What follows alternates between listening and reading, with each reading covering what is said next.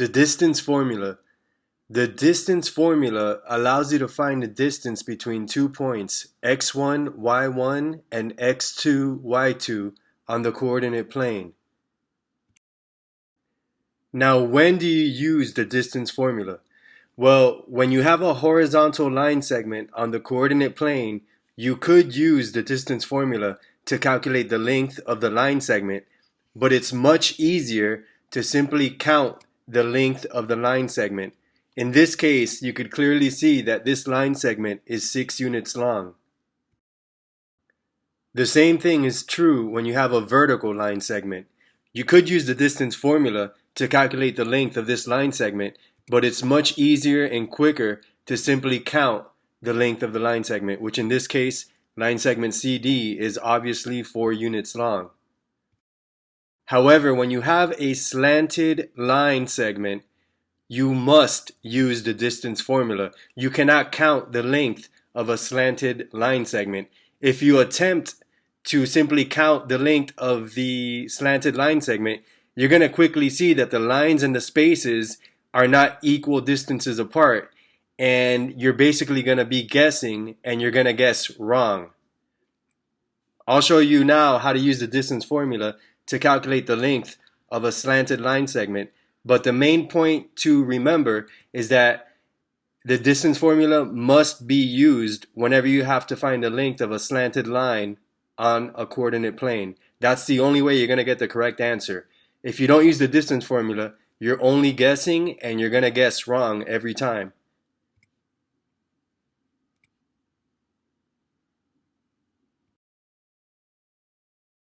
Take a look at our first example. Here we have line segment AB, and we have to find the length of line segment AB. Here we have our first example. We have to find the length of line segment AB. Let's take a look at point A. As you can see, the coordinates for point A are 3, 7. Now remember that the coordinates of a point consist of an x coordinate and a y coordinate. The number 3 is our x coordinate, the number 7 is our y coordinate. And the first thing we're going to do is label them x1, y1. Now let's look at point B. The coordinates for point B are 5, 2. 5 is the x coordinate and 2 is the y coordinate. We're going to label these coordinates as x2, y2. Now, one important thing that I would like to point out, you could label point A x1, y1 and point B x2, y2 as I did, or you can do the opposite and label point A x2, y2 and point B x1, y1. Either way is correct, and both will give you the same answer, as long as one point is labeled x1, y1 and the other is labeled x2, y2.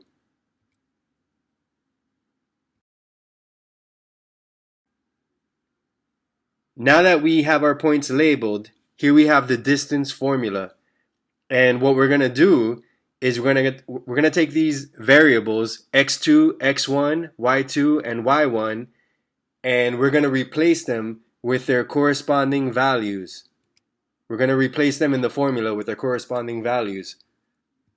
So let's start with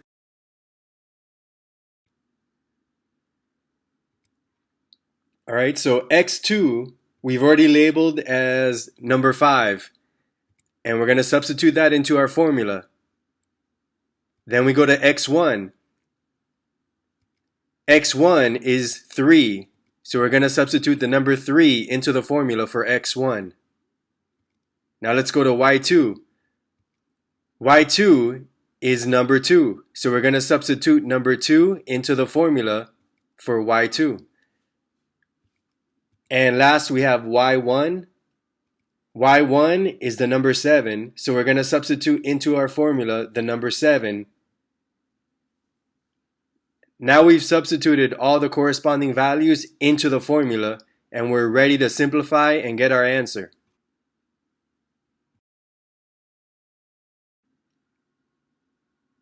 Okay, so Remember that in math, you always have to follow the order of operations, sometimes called PEMDAS, which is parentheses, exponents, multiplication and division from left to right, and addition and subtraction from left to right. So the first step that we have to do here is simplify what's inside the parentheses. Let's start with the parentheses on the left. We're going to do the parentheses on the left, which is 5 minus 3, which is going to give us 2. Now let's do the parentheses on the right. 2 minus 7 is going to give us negative 5. Okay, now our next step, now that we've taken care of what's inside the parentheses, is to do the exponents. So we have to do 2 to the second power, as well as negative 5 to the second power. 2 to the second power is 4, and negative 5 to the second power is 25. Now for our next step, we have to combine what's underneath the radical sign. We have to add 4 plus 25. 4 plus 25 will give us the square root of 29. 4 plus 25 is 29, and we have the radical sign on top of that. So square root of 29, which when you do that in your calculator, will give you approximately 5.39 units. Example, we could see that the length of line segment AB is the square root of 29 units, or approximately 5.39 units. You could express your answer either way. And this shows you why you must use the distance formula. If you would have tried counting the length of line segment AB, there's a it's pretty much likely that you would have not guessed square root of 29 or 5.39 as your answer.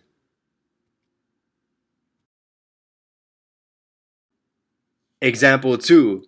Find the length of line segment EF.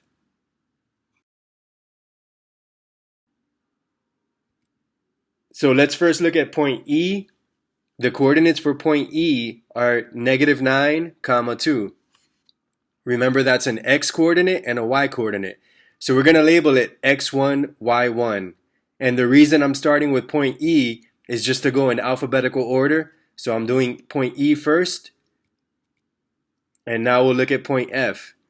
The coordinates for point F are negative 4, 8.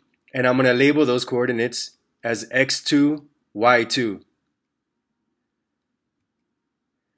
So now we have point E labeled as x1, y1, and point F labeled as x2, y2.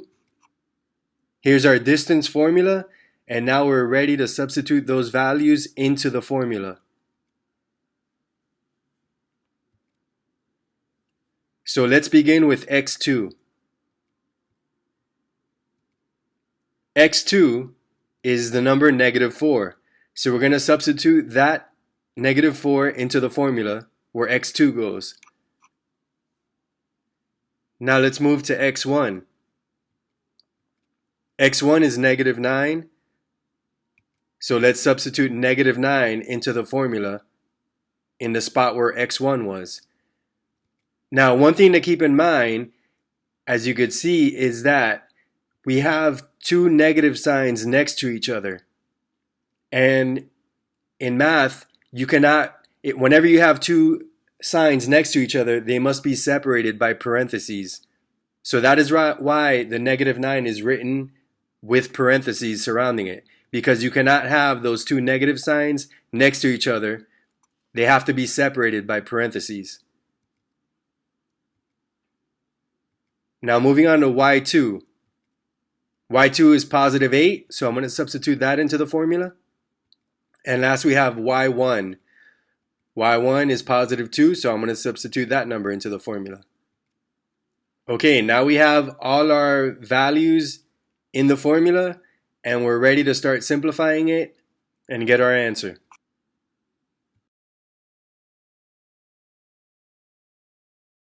Okay, so let's start. Again, we're always following the order of operations, and the first step in the order of operations is parentheses. So we have to do what's inside the parentheses first. Let's start with the parentheses on the left. Now notice that we have those two negative signs next to each other. So the first thing we need to do is to simplify those two negative signs. Okay, now if you remember your multiplication rules, a negative times a negative equals a positive. So that's the first thing that I'm going to simplify. And notice how much easier the problem looks once you simplify those two negative signs and turn it into a positive sign. Now the problem looks a lot easier. Let's go to our next step. We're still working on the parentheses on the left. And what we're going to do is add negative 4 plus 9. Negative 4 plus 9 is going to give us positive 5. Now let's move to the parentheses on the right hand side. 8 minus 2. 8 minus 2 is going to give us 6. And once we've taken care of those parentheses, now we have to do the exponents. 5 to the second power is 25, and 6 to the second power is 36. Our last step is to add what's underneath the radical sign. 25 plus 36. And that's going to give us our answer. The distance is the square root of 61, which is approximately 7.81 units. If you enter square root of 61 into a calculator and round it to the nearest hundredth place, it'll give you an answer, when you round it, of 7.81. It tells us that the length of line segment EF is square root of 61 units, or approximately 7.81 units. Again, there's no way you would have gotten this answer unless you used the distance formula. If you would have tried simply counting, you would have not gotten this answer. You would have simply been guessing. And when you guess, you're going to guess wrong.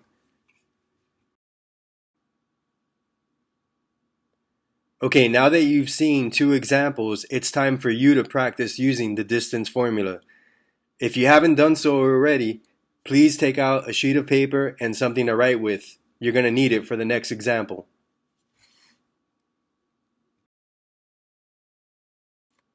Example 3.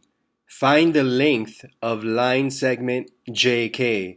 As you could see, point J and point K have already been labeled for you, x1, y1, and x2, y2. All you have to do is substitute the values into the distance formula and simplify. You're going to have 1 minute to work on this problem. Please begin now.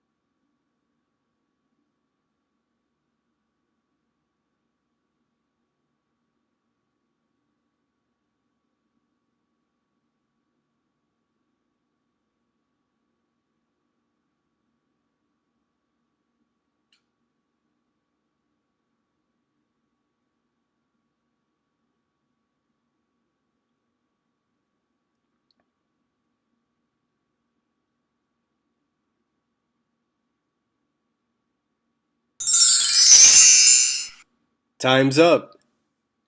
Hopefully most of you were able to get the correct answer. Let's take a look at the solution. Make sure to keep your work out so that you could check whether your work is correct, or if you got the wrong answer, you could find where did you make a mistake, because that's how you're going to learn. The way you're going to learn is by writing out your work and checking where you made a mistake.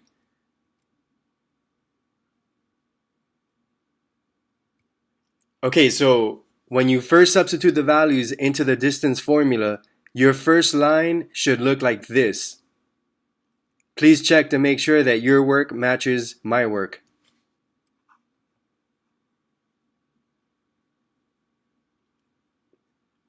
As always, we're going to first do what's inside the parentheses, and inside the left parentheses we have 3 minus negative 2.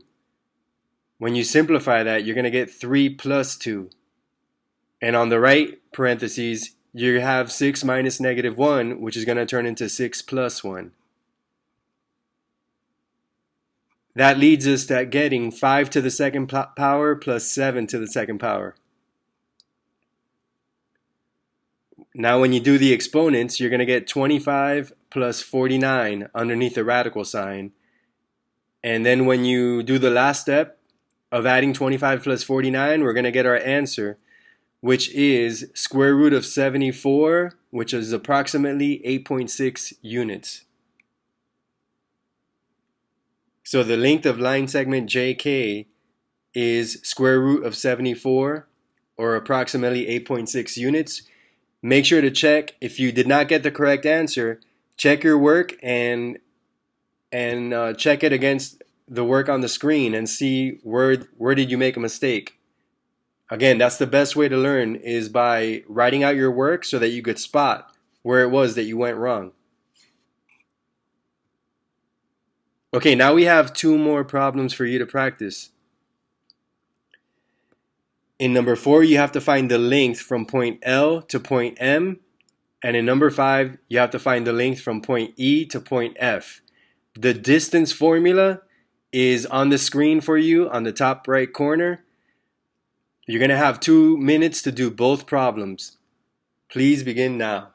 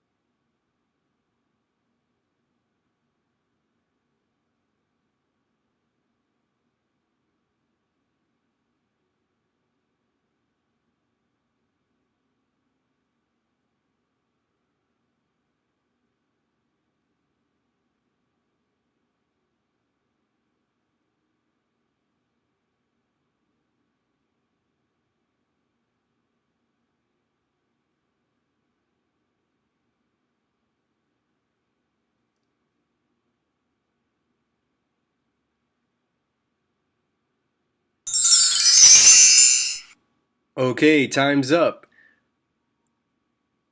Let's look at the solutions, and you can check to see if you were able to get the correct answers. Make sure to leave your work out and to check whether your work matches up with the correct work so that you could spot any errors. Let's start with number 4. Now, you could label point L or point M, either one as x1, y1, and the other as x2, y2. I went ahead and labeled them this way. So point L, I labeled it x1, y1, and point M, x2, y2. So this is what your work should look like. The answer is square root of 13, which is approximately 3.61 units.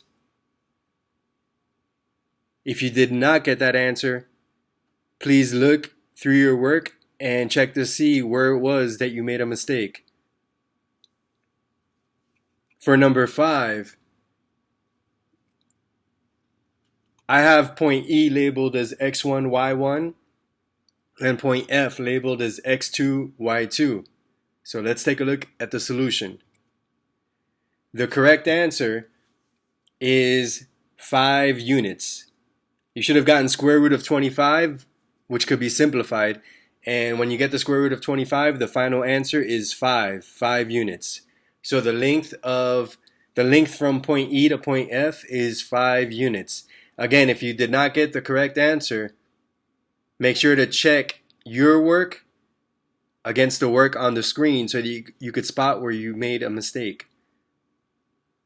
When it comes to math, you have to work out the problems. That's the only way you're going to learn where it is that you're misunderstanding or spot where it is that you're making a mistake. So please make sure to work out your problems. Okay, now that's going to be it for this lesson. If you find this video helpful, please take a moment to like, subscribe, and share.